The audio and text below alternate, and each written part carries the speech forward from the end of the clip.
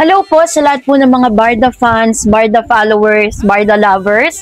Another updates po tayo patungkol po kay Mr. David Licauco and Barbie Forteza, kung saan si David po ay sobrang affected nang mag-post po siya sa kanyang IG account, and at the same time is talagang sobrang affected po siya sa mga nangyaring ito.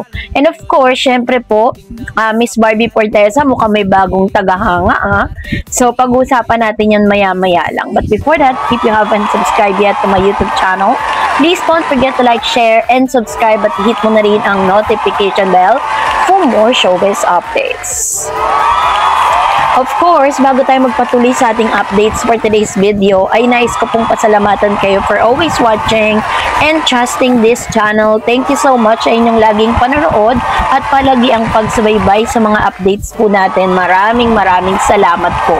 And this time, eto na, bago tayo tumungo sa ating proper topic for today's video, ay pag-usapan po muna natin ang ilan sa mga komento ninyo sa comment section.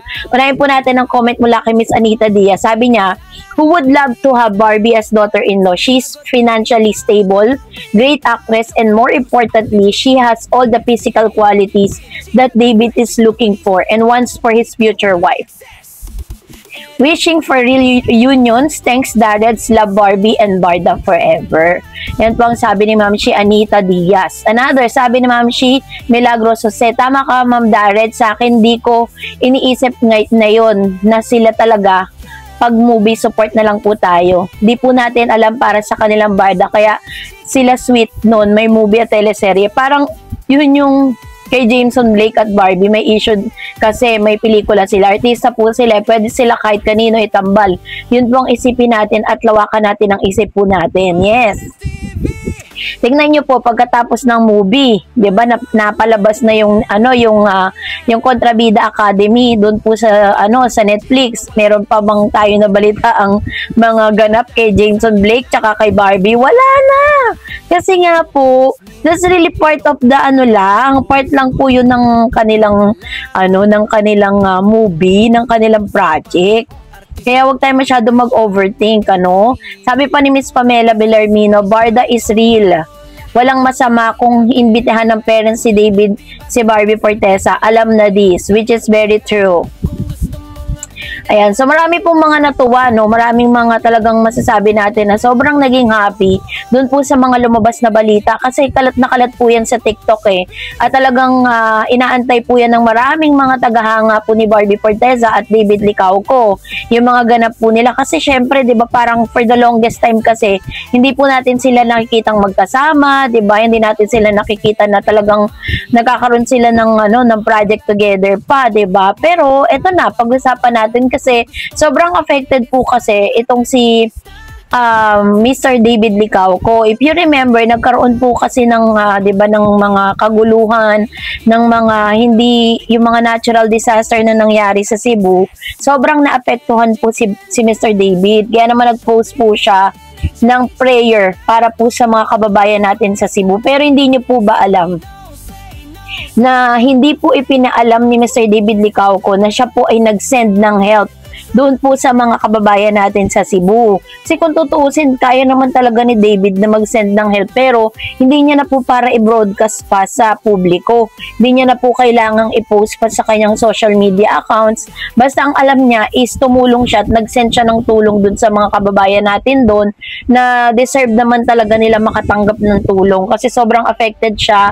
Of course, syempre bilang isang Pilipino, talagang maapektuhan tayo sa mga pangyayari na yun kasi kumbaga parang hindi natin mapipigilan yung mga ganong klase ng diba? Ng ganong klase ng sakuna. So kaya naman sobrang sobrang saludo tayo kay Mr. David Licauco because he managed to do that.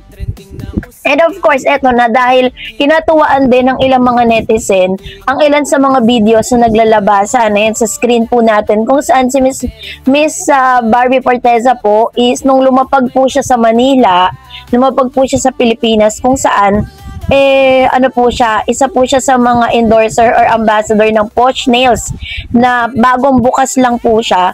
At nandun din po si Mayor. Bakit po kaya nandun si Mayor Vico? Kasi yung Posh Nails po na yun is binuksan po siyang branch sa Pasig. So yung pinaka-owner po ng Posh Nails na to, inimbitahan si Mayor. Nakakapansin-pansin din na talagang iba yung titig niya kay Miss Barbie, no?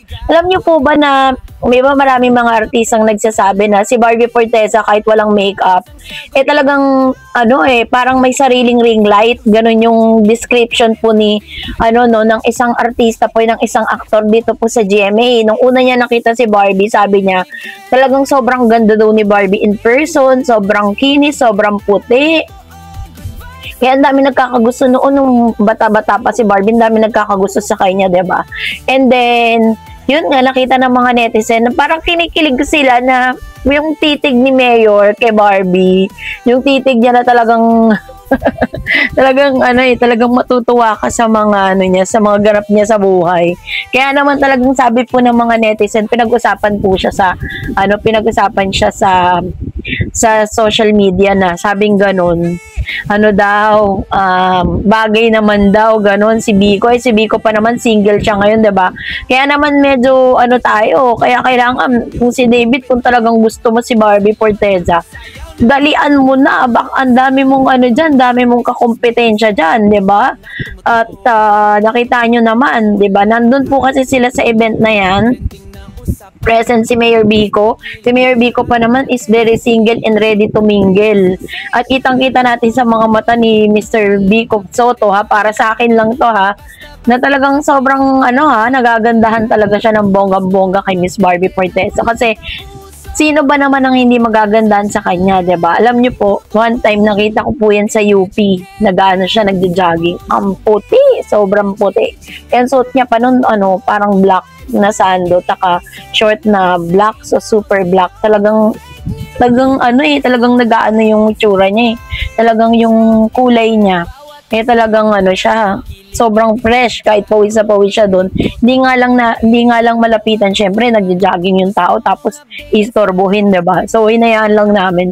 And we are so happy to see them kasi syempre at least 'di ba nakita natin siya in person. Tapos may mga tao na nag-hi sa kanya, and then ginagawa niya, nag-hi din siya, nag-ano din siya. Kumbaga parang talagang binibigyan niya pa rin ng time para mabigyan ng atensyon yung mga nag-hi sa kanya. So, tuwan-tuwa po yung mga netizen natin. Tuwan-tuwa din po yung mga nakapanood ng video clip na yan, kasi kalat na kalat po yan. Ipinost po yan ni Miss Barbie Forteza sa kanyang IG account, no?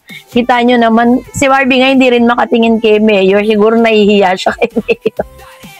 So anyway, so happy tayo kasi syempre, 'di ba, parang talagang life must go on. At syempre kaabang-abang din ang ilan sa mga magiging ganap din nitong si Barbie at si David Licauco sa mga susunod na araw. Ano kaya yung kanilang pabulaga sa lahat po ng mga netizens. So yun po yung aantayin natin. So that's it for today. For more videos and updates, please don't forget to like and subscribe.